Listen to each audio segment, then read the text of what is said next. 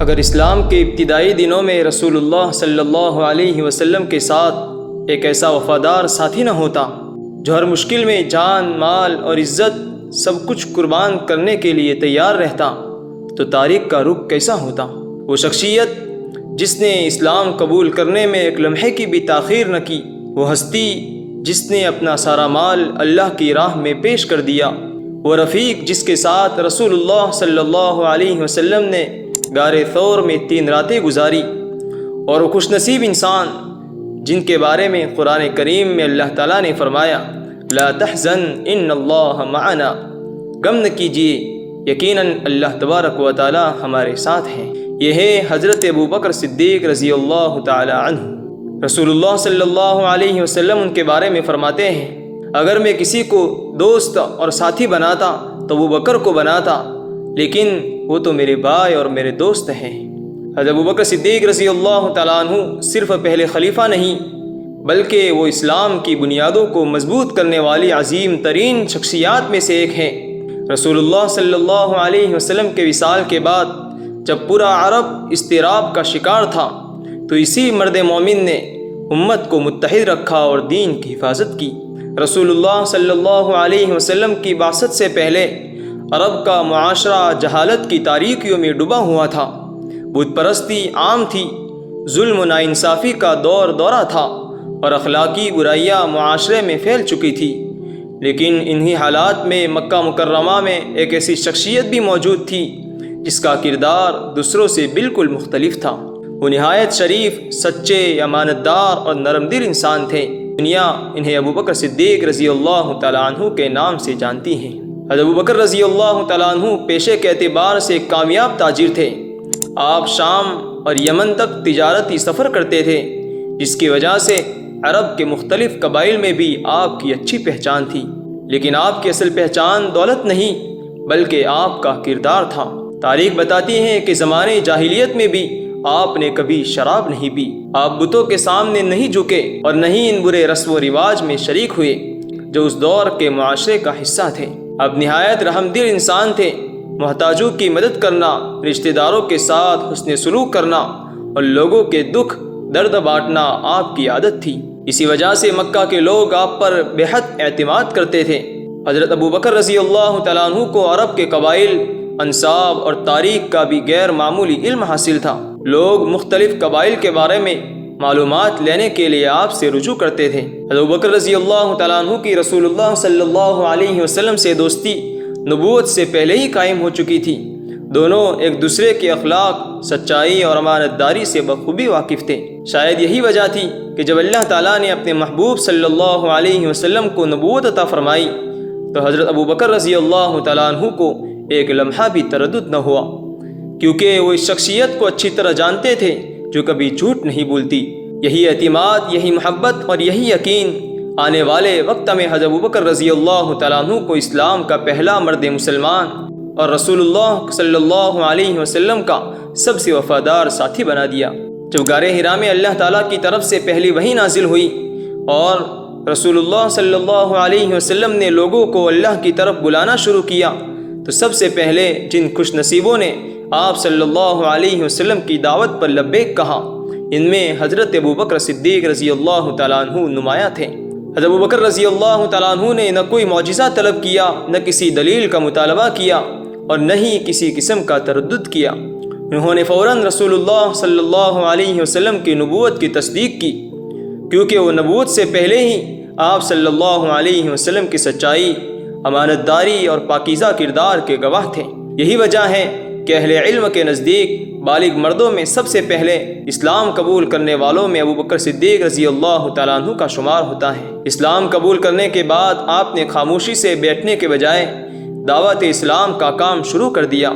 آپ کی کوششوں سے وہ عظیم شخصیات اسلام میں داخل ہوئی جنہوں نے بعد میں دین اسلام کی تاریخ میں سنہرے کردار ادا کیے۔ ان میں حضرت عثمان ابن عفان، زبیر ابن عوام، عبد الرحمن ابن عوف، سعد ابن ابی وقاص اور طلحہ بن عبید اللہ رضی اللہ عنہم اجمعین شامل ہے۔ یہ سب بعد میں عشرہ مبشرہ میں شامل ہوئے، یعنی وہ 10 خوش نصیب صحابہ جنہیں رسول اللہ صلی اللہ علیہ وسلم نے دنیا ہی میں جنت کی بشارت دی۔ حضرت ابوبکر رضی اللہ تعالیٰ عنہ نے صرف لوگوں کو اسلام کی دعوت ہی نہیں دی بلکہ اپنا مال بھی اللہ کی راہ میں بے دریغ خرچ کیا۔ جب مکہ میں کمزور مسلمان سخت ظلم و ستم کا شکار تھے تو آپ نے اپنی دولت سے کئی غلاموں کو خرید کر آزاد کیا۔ ان میں حضرت بلال ابن رباح رضی اللہ تعالیٰ عنہ بھی شامل تھے، جنہیں اسلام قبول کرنے کی وجہ سے سخت اذیتیں دی جاتی تھی۔ حضرت ابوبکر رضی اللہ تعالیٰ عنہ نے انہیں خرید کر آزاد کر دیا اور یوں اسلام کی تاریخ میں اثار و قربانی کی ایک روشن مثال قائم کر دی۔ حضرت ابوبکر صدیق رضی اللہ تعالیٰ عنہ کا اسلام قبول کرنا صرف ایک شخص کا مسلمان ہونا نہیں تھا، بلکہ یہ اسلام کی تاریخ میں ایک نئے باب کا آغاز تھا۔ جس دن آپ نے کلمہ پڑھا، اسی دن سے اپنی جان، مال، وقت اور صلاحیتیں رسول اللہ صلی اللہ علیہ وسلم اور دین اسلام کے لیے وقف کر دی۔ لیکن قربانی کا سب سے عظیم منظر ابھی باقی تھا۔ جب کفار مکہ نے رسول اللہ صلی اللہ علیہ وسلم کے قتل کا منصوبہ بنایا اور اللہ تعالیٰ کی طرف سے ہجرت کا حکم ہوا تو رسول اللہ صلی اللہ علیہ وسلم نے اپنے سفر کے لیے صرف ایک ساتھی کا انتخاب فرمایا اور وہ تھے حضرت ابوبکر رضی اللہ تعالیٰ عنہ۔ یہ وہ لمحہ تھا جس کی حضرت ابوبکر رضی اللہ تعالیٰ عنہ مدت سے تمنا کر رہے تھے۔ دونوں غار ثور میں 3 دن قیام پذیر رہے۔ کفار مکہ غار کے دہانے تک پہنچ گئے۔ اگر وہ صرف اپنے قدموں کی طرف دیکھ لیتے تو رسول اللہ اور حضرت ابوبکر رضی اللہ تعالیٰ عنہ نظر آ جاتے۔ اس موقع پر حضرت ابوبکر رضی اللہ تعالیٰ عنہ نے رسول اللہ صلی اللہ علیہ وسلم کی اپنی جان سے زیادہ فکر کی۔ رسول اللہ صلی اللہ علیہ وسلم نے فرمایا، غم نہ کرو، بے شک اللہ ہمارے ساتھ ہے۔ ہجرت کے بعد مدینہ منورہ میں بھی حضرت ابوبکر رضی اللہ تعالیٰ عنہ ہر موقع پر رسول اللہ صلی اللہ علیہ وسلم کے شانہ بشانہ رہے۔ غزوہ بدر، احد، خندق، خیبر، حدیبیہ، فتح مکہ اور غزوہ تبوک سمیت تقریباً ہر اہم موقع پر آپ نے اپنی وفاداری اور بہادری کا ثبوت دیا۔ غزوہ تبوک کے موقع پر رسول اللہ صلی اللہ علیہ وسلم نے صحابہ کرام کو اللہ کی راہ میں خرچ کرنے کی ترغیب دی۔ حضرت عمر رضی اللہ تعالیٰ عنہ نے سوچا کہ آج شاید حضرت ابوبکر رضی اللہ تعالیٰ عنہ سے سبقت لے جاؤں، میں اپنا آدھا مال لے آیا۔ لیکن حضرت ابوبکر رضی اللہ تعالیٰ عنہ اپنا سارا مال لے کر حاضر ہو گئے۔ رسول اللہ صلی اللہ علیہ وسلم نے دریافت فرمایا، اپنے گھر والوں کے لیے کیا چھوڑا؟ عرض کیا، اللہ اور اس کے رسول کو چھوڑا ہے۔ عمر رضی اللہ تعالیٰ عنہ فرمانے لگے، اس دن مجھے یقین ہو گیا کہ میں کبھی ابوبکر سے آگے نہیں بڑھ سکتا۔ یہ صرف مال کی قربانی نہیں بلکہ کامل ایمان، مکمل توکل اور بے مثال محبت کا اظہار تھا۔ رسول اللہ صلی اللہ علیہ وسلم کے آخری بیماری کے دوران جب آپ صلی اللہ علیہ وسلم خود مسجد میں تشریف نہ لا سکے تو نماز کی امامت کے لیے حضرت ابوبکر رضی اللہ تعالیٰ عنہ کو مقرر فرمایا۔ جب رسول اللہ صلی اللہ علیہ وسلم اس دنیا سے پردہ فرما گئے تو مدینہ منورہ پر ایسا سکوت طاری ہو گیا جس کی مثال تاریخ میں مشکل سے ملتی ہیں۔ بعض صحابہ کرام اس صدمے کو برداشت نہ کر سکے۔ حضرت عمر بن خطاب رضی اللہ تعالیٰ عنہ بھی شدت غم سے فرما رہے تھے کہ رسول اللہ صلی اللہ علیہ وسلم کا وصال نہیں ہوا۔ اسی نازک ترین موقع پر ابوبکر رضی اللہ تعالیٰ عنہ مسجد نبوی میں تشریف لائے۔ آپ نے رسول اللہ صلی اللہ علیہ وسلم کے چہرے انور کو بوسہ دیا اور فرمایا، میرے ماں باپ آپ پر قربان، آپ اپنی زندگی میں بھی پاکیزہ تھے اور وصال کے بعد بھی پاکیزہ ہیں۔ پھر آپ مسجد میں تشریف لائے اور وہ تاریخی خطبہ دیا جس نے پوری امت کو سنبھال لیا۔